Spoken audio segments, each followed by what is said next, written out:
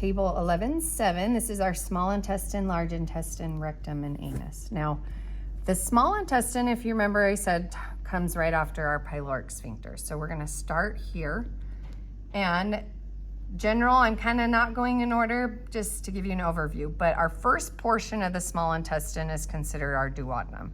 So your teacher is likely to pin that closer to the stomach.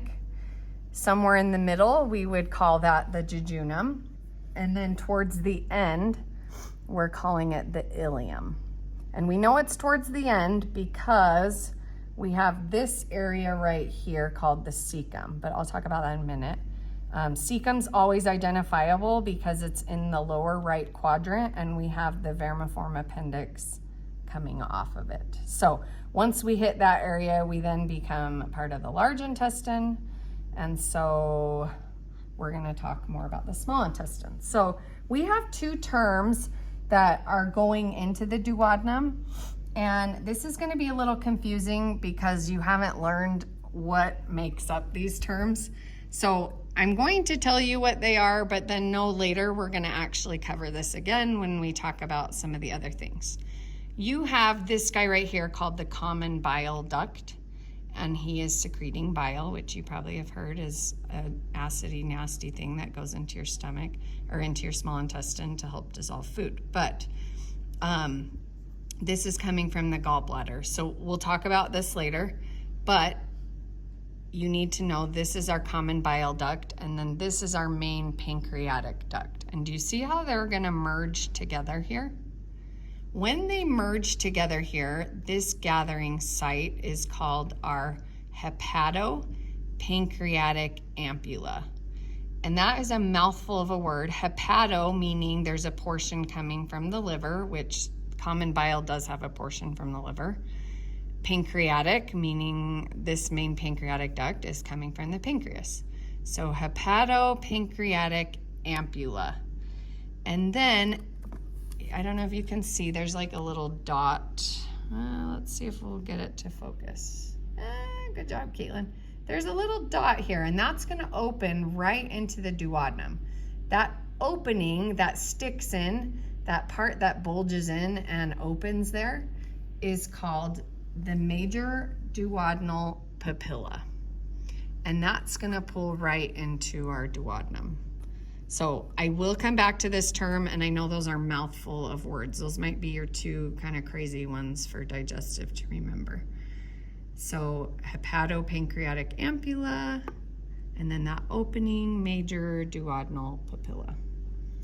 Now, if you see, we have tons of circular folds, and that's gonna be pretty common through our small intestine. Those circular folds give us increased surface area for increased absorption, because our small intestines, that's pretty much their main function, is absorbing.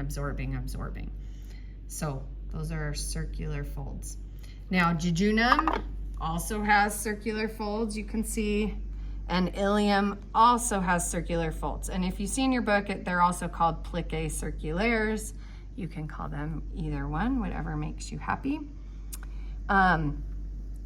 This is all maintained. You can't really see except maybe this yellow right here, but we have something called the mesentery proper, and it's like this fan-like fat that is keeping all of these things together, but not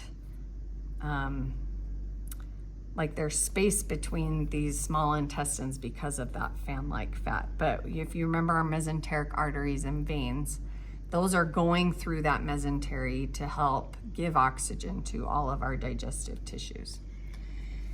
Now, after we hit, so remember, ileum goes into cecum. So we have this little, another sphincter. This time we're gonna call it a valve, but this is our ileocecal valve. So now we're no longer small intestine, we're entering large intestines. Now, the cecum is this little area here, and remember, coming off of the cecum, we had that vermiform appendix, and a lot of people get theirs removed. But this is our identifier, that lower right quadrant. When we have our cecum included with our colon, we're calling all of that part of the large intestine.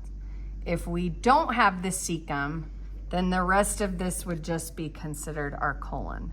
So large intestines combines colon and cecum, just for your terminology understanding. So some of the practice quizzes might have highlighted only the colon, but if it includes the cecum, that's large intestine. Hopefully I made that pretty clear.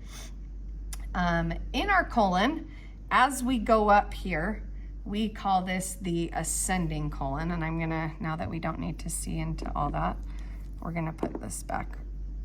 I had that the right way the first time. Anyway, so we have an ascending colon, and then these are different terminologies, so I'm not sure why we have them listed together on your book. But ascending colon goes up, and then as we change planes, this is called a right colic flexure. It's also called a hepatic flexure because this is where your liver sits. Then we have a transverse colon coming across. And then this little flexure here, this is splenic flexure or left colic flexure. Then we go into the descending colon. Now, this does not show great on this model, but at the bottom of the descending, we actually kind of go back up a little with the colon, and this is called a sigmoid flexure. And then we do a fun little maneuver until we have a very straight end part of the colon. So this little maneuver over is the sigmoid colon. So the sigmoid flexure is where it turns up on itself. And then as it makes its way over to the straight part, we have sigmoid colon. And then we have a 2 or 3 inch really straight down the back of our bodies part called the rectum. And then the anus is this last little centimeter that would go from internal to external. This exit here is our anus. And on our large intestine, we have a couple different things. So you may have noticed this little white ribbon here. This guy is called the tene coli, but he is part of the muscle that is pulling longitudinally.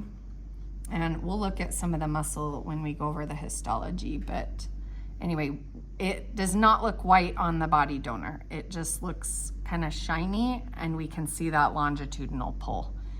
We also have hostrum, which are these guys. These are little, someone called them little poo houses, but these are never in a body going to be as strategically perfect as we see right here. Some are big, some are small. There's one here, there's one here. It's just where our feces gathers and creates this bulge in the colon.